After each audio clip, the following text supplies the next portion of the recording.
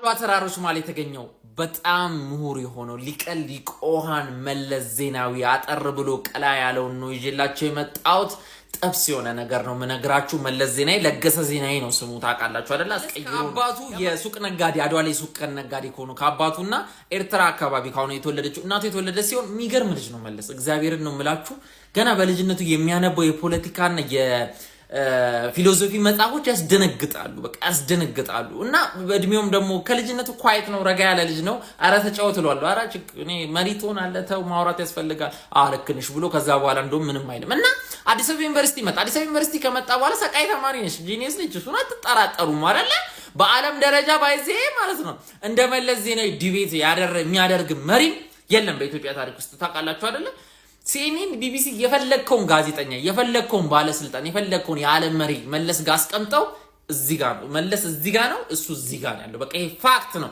ወደድከውም ጠላውም ይሄን ሰውዬ ማለት ነው። አደነቅከውም አንዳንዴ ሰዎችን ባትወዳቸው ማድነቅ መቻል አለበት። በቃ ይሄ ካራክተር ሊሆን ይገባል። በቃ ወደ መጥፎ ስራው ወደ ጥሩ ገባለሁ፣ እሱ ይደርስላቸው። ተረጋጉ። አሁን መጀመሪያ ስለሱ እናወራ እና ትግል ላይ ገባ። 2 ዓመት አዲስ ዩኒቨርሲቲ ተምሮ አቋርጦ ትግል ገባ። ትግል ላይ ሲገባ የሚገርማችሁ ነገር ወዲያው ነው በአንድ ነው ጠቅጠቅጠቅ አርጎ ወደ ላይ ወጣው፣ ወደ ስልጣን አይራ ወደ ላይ ወጣው ማለት ነው። ከወያኔ ጋር ወይም ደግሞ ከህወሓት ጋር ትግራይ ተመልሶ ሲገባ ማለት ነው። እና ለምን እንደዛው ነው ካልከኝ መሳሪያ ይዞ በጣም ጎበዝ ተዋጊ መሆን አለብን እንደዛ ለመሆን። አዎ ብዙ ጊዜ እንደዛ ነው። ሰውየው ግን እንደዛ አይደለም።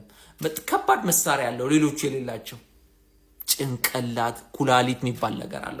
ጭንቅላቱን ቅንጭላት አድርጎ በቃ በስነ ስርዓት የሚጠቀምበት ሰው፣ አንባቢነቱን የምርመሬ ላይ የሚያወርደው ሰው መለስ ዜናዊ ነው። መለስ ወዲያው ነው በቃ ክብር ሆነች። በቃ ውስጥ እዛ ምናምን መለስን ያከብሯት ጀመረ።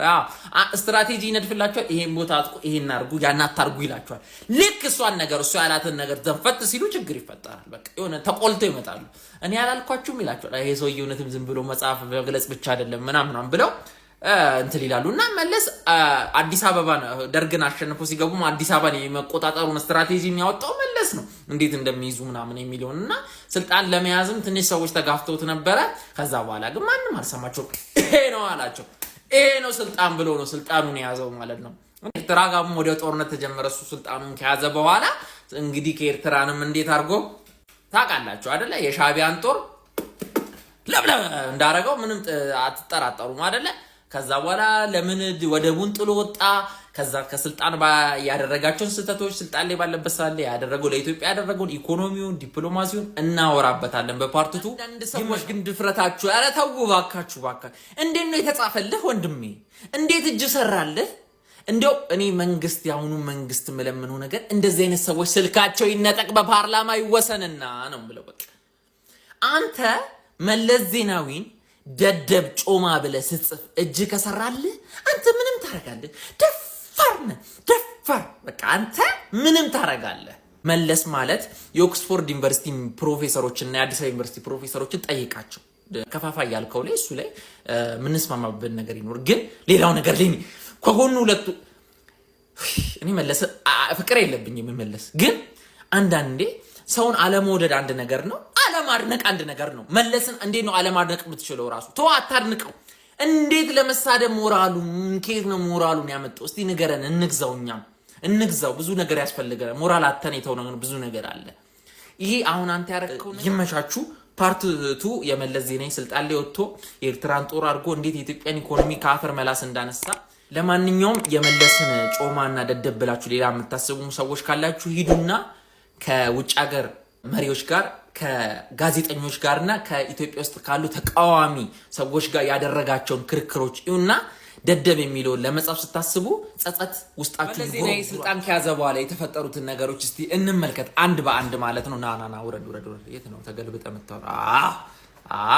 አይዋ እና መለስ ዜናዊ ስልጣን ከያዘ በኋላ ያው የተፈጠረው የኤርትራ መገንጠል፣ ኤርትራ ለምን እንድትገነጠል ፈቀደ የሚል አኩዜሽን ይደርስበታል፣ ክስ ይደርስበታል በመለስ ዜናዊ ላይ። እኔ ይሄንን ክስ ቶታሊ አውድም ብያለሁ። ለምን እኔ ይሄን ክስ አልቀበለውም? አንደኛ ነገር የሻዕቢያ ጦር ተዋክቶ በራሱ ነው ኤርትራን የገነጠለው እንጂ ይሄ መለስ ዜናዊ አይደለም። የሻዕቢያ ጦር ከደርግ ጋር ተዋክቶ የገነጠላት ሀገር ነች። ከዛም በኋላ ደግሞ ከ10 ከ8 ከ9 ከ10 ዓመታት በኋላ የሻዕቢያና ኢትዮ ኤርትራ ጦርነት ተፈጠረ። ኢትዮ ኤርትራ ጦርነት ከተፈጠረ በኋላ ያው የኤርትራ ጦር ነው የጀመረው ባድመ ላይ። ከዛ በኋላ ላይ እንግዲህ የኢትዮጵያ ወደ ማሸነፍ ስትጠጋ እና ሰርጎ ወደ መግባት ውስጥ ስትገባ ከዓለም መንግስታት ጋር ጓገጭ ገባች። ዓለም መንግስታት መለያ አታርፍም አሉት። ኧረ አልፋለሁ እናንተ ካላችሁ እኔ ከእናንተ ጋር ስፍጥና የለኝም አለ። ስለዚህ ወደቡን መውሰድም አልቻለም። ወደቡን አሳልፎ ሰጥቷል የሚል ክስ ስለሚደርስበት ይህንን ክስ እኔ ፐርሰናሊ ስለማልቀበለው ነው። ለምን ከሰዓቱ ከነበረው የፖለቲካ እንትን አሜሪካ በዚህ እንዳሁን እንዳትመስላችሁ ቻይና፣ ራሽያ የምትሏቸው ሀገሮች የዛኔ ታንኮታክቷል። ሀገርም ደህና ሀገርም አይደሉም። አሜሪካ የዛኔ ለብቻዋ ሱፐር ፓወር ሆና ብትንቀላቀል፣ ስለዚህ ከአሜሪካ ጋር ተጣልቶ ሰርቫይቭ ማድረግ አይቻልም። አሁንም አይቻልም። እንኳን ይዛ አስቸጋሪ ነው አሁንም።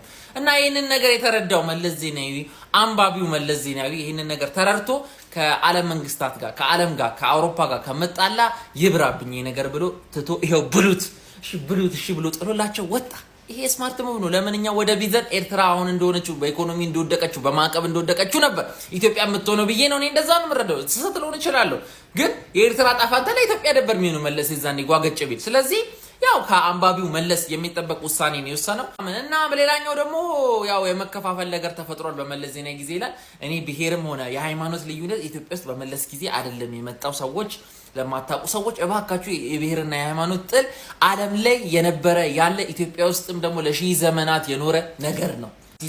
በሲስተም ደገፈው ልንል እንችላለን። በሲስተም ያንን ነገር ሞር እንዲያብብ አደረገው በሚለው ሜቢ ልንስማማ እንችላለን። ለማንኛውም ብዙ ደግሞ ሌላ ደግሞ እስር ቤት ላይ ህዝቡ ላይ የሚደረግ ጭቆና ነበረ ምናምን። ግን ከደርግ አንጻር ስንመለከተው የመለስን አመራር በሃይማኖት ብትሉ በብሔር ብትሉ በምንም ብትሉ በምንም በኢኮኖሚም ብትሉ ምናምን በጣም በተሻለ ሁኔታ ነፃነትና ፍሪደም እና የሀገር ኢኮኖሚ ማደግ የዳር ድንበር የኢትዮጵያን ዳር ድንበር የሚባለውን ነገር በስነ ስርዓት አስከብሮ የመራ መሪ ነበረ።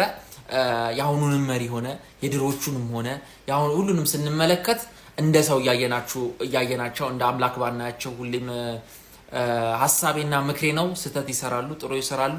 ይመቻቹ።